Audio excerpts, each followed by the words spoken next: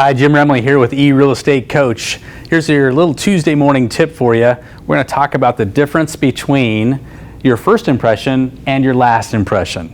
Is there an advantage to one or the other? Well, we know with the first impression that we never have a second shot at it, so it's really about you gaining the client or converting the client. So we definitely want to pay attention to that. It's been study after study. It's a great book that I'd recommend. It's called Thinking Fast and Slow by Daniel Kahneman, award-winning, Nobel Prize-winning psychologist. And what he tells us is that people do something called mental shortcuts. It's also referred to as heuristics or the halo effect. When they see someone well-dressed, well-presented, they make this natural assumption that this person is somebody I should listen to, somebody that I should respect, somebody I should have confidence in.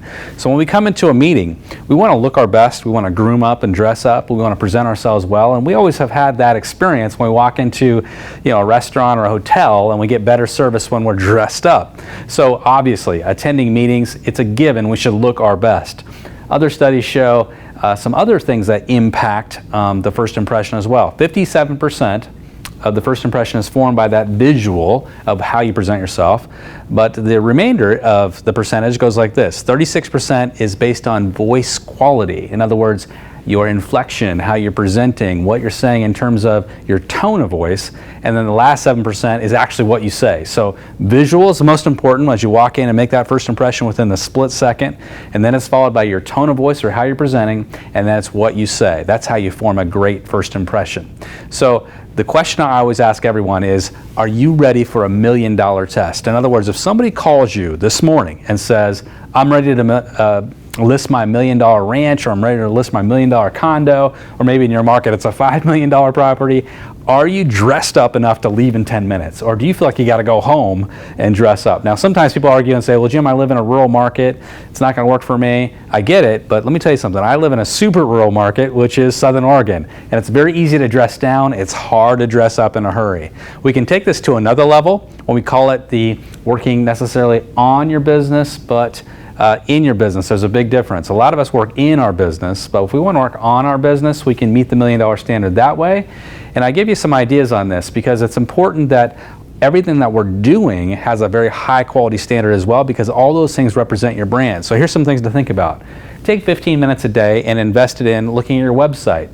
By the way, when you look at your website, you're competing with lots of agents in your market, no doubt. The way to win is to personalize it. Make it a little bit about you and who you are as a person. It's relatable. Also localize it. Make sure it's focused hyper-locally on where people are going to live if they do business with you.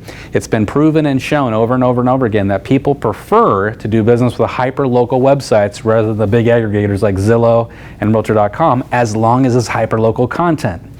Something else is look at your social media brand. If you receive a referral from a trusted friend, the first thing they're going to do is Google you.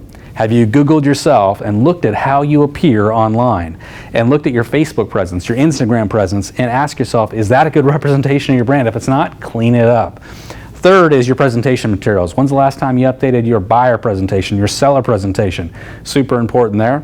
And then fourth and fifth, CRM management. That's got to be a big part of what you're doing. You're updating that, you're keeping that fresh, you're building better data, stronger data, more robust data. And the last one here is marketing materials and strategy. Look at your marketing materials, put them all on a table, and ask yourself, is there a congruent theme?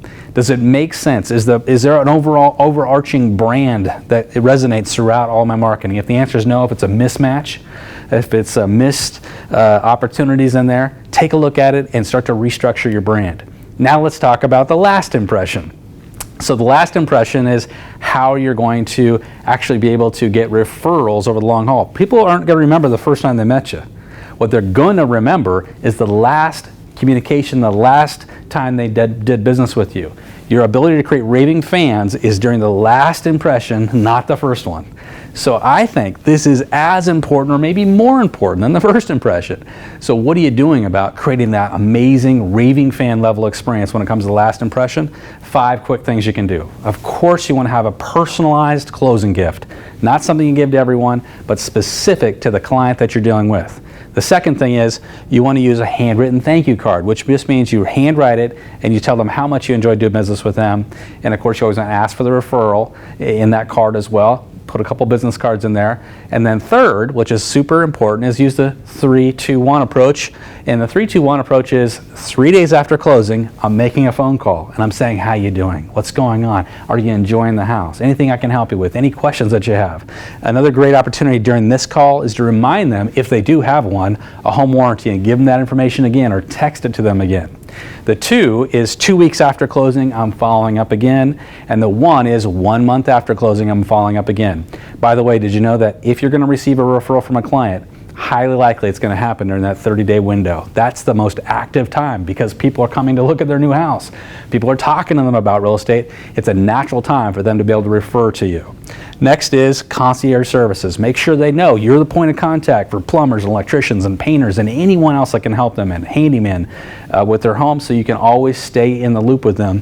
Fourth is, of course, we add them to the long-term CRM. We all have CRM. And the last one is connect with them on social media, on Facebook, on Instagram, or wherever you're at, LinkedIn, and make sure they start seeing you on a regular basis. The more they see you, the more likely they are to do business with you.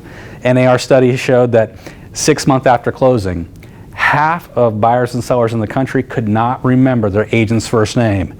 Don't be that agent. Make a great first impression and capture the client, but make an amazing raving fan level last impression and keep the client and earn those referrals. If you like what you're hearing, visit us online at eRealEstateCoach.com. We'd love to see you there. Thank you and have a great day.